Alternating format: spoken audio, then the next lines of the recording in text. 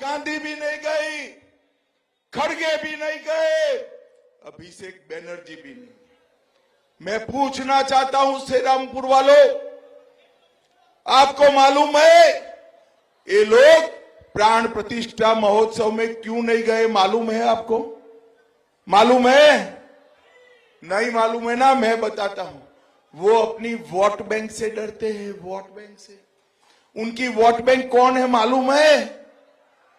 कौन है? अरे भाई ठीक से नहीं बता रहे हो, मैं बता देता हूं। उनकी वोट बैंक श्रीरामपुर वालों आप नहीं हो, एक घुसपैठी है उनकी वोट बैंक है, घुसपैठी है इनकी वोट। भाइयों बहनों मुझे बताओ, ये घुसपैठियों के डर से जो राम लल्ला के प्राण प्रतिष्ठा महोत्सव में न जाए उनको वोट दे सकते हैं क्या? जोर से बोलो, दे सकते हैं क्या? भाइयों बहनों, ये लोग इनकी देश की परंपरा से नहीं जुड़े। आज मुझे बताओ श्रीरामपुर वालों, 370 धारा कश्मीर से हटानी चाहिए थी या नहीं हटानी चाहिए थी? ये कश्मीर जो है हमारा है या नहीं है? जोर से बोलो, है या नहीं है? ममता दीदी कहती है, कांग्रेस कहती है, सिंडिकेट कहती है धारा 370 न हटाई। मैंने पूछा पार्लियामेंट में क्यों न हटाए, तो उन्होंने कहा खून की नदियां बह जाएगी। भाइयों बहनों, ये नरेंद्र मोदी का शासन है, नरेंद्र मोदी का। 5 साल हो गए, खून की नदियां छोड़ो, किसी की कंकर चलाने की हिम्मत नहीं है। कंकर चलाने नरेंद्र मोदी जी ने धारा 370 हटाकर पूरे कश्मीर को हमेशा के लिए भारत के साथ जोड़ दिया।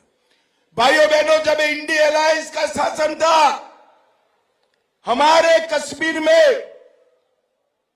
हड़तालें पड़ती थी। आज मोदी जी का प्रभाव देखिए, कश्मीर के भारत के हिस्से में हड़ताल नहीं होती है, पाक ऑक्यूपाई कश्मीर में हड़ताल होती है। पाक कॉपी को पहले नारे आजादी के यहां लगते थे, यहां पर आजादी के नारे लगते कश्मीर में, अब पाक ऑक्यूपाई कश्मीर में आजादी के नारे लगते। पहले यहां पत्थरबाजी होती थी, आज वहां पत्थरबाजी होती है। और भाइयों बहनों, 2 करोड़ 11 लाख टूरिस्टों ने यहां कश्मीर जाकर एक नया रिकॉर्ड बनाया और पाक ऑक्यूपाई कश्मीर ने आटे के भाव ने रिकॉर्ड बना दिया है। आटे के भाव।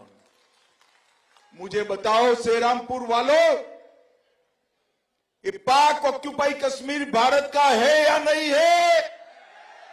जोर से बोलो, है या नहीं है? ये मणिशंकर अय्यर, एक फारूक अब्दुल्ला हमें डराते हैं, देश को डराने का काम कर रहे हैं कि एटम बम है पाकिस्तान के पास, पाक ऑक्यूपाई कश्मीर की बात न करो। मैं आज श्रीरामपुर की धरती पर कहकर जाता हूं, राहुल बाबा आपको डरना है तो डरिए, ममता दीदी आपको डरना है तो डरिए। ये पाक ऑक्यूपाई कश्मीर भारत का है और हम उसको लेकर रहे हैं।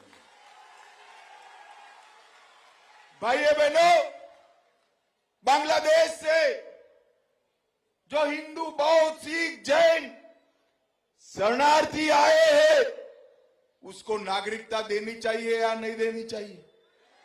अरे जोर से बोलो, देनी चाहिए या नहीं देनी चाहिए?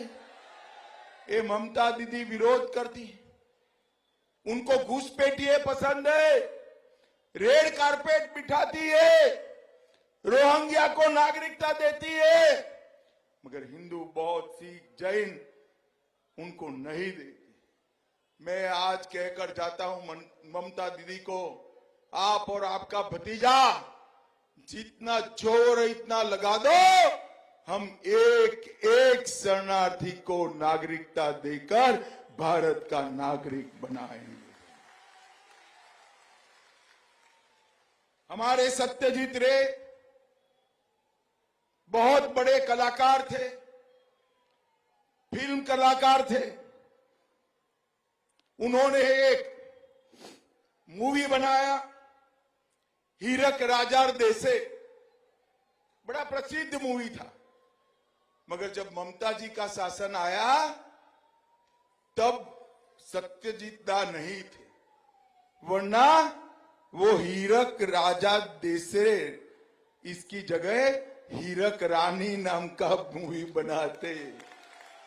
भाइयों बहनों, ये ममता बनर्जी हीरक रानी। हिंसा, भ्रष्टाचार, तुष्टीकरण, जो बंगाल वंदे मातरम बनाया, जिस बंगाल ने जनगण मन दिया, जिस बंगाल ने आजादी के आंदोलन में प्रमुख भूमिका निभाई, वो बंगाल से राष्ट्रभक्ति को खत्म करने का काम कम्युनिस्ट और तृणमूल कांग्रेस ने किया है।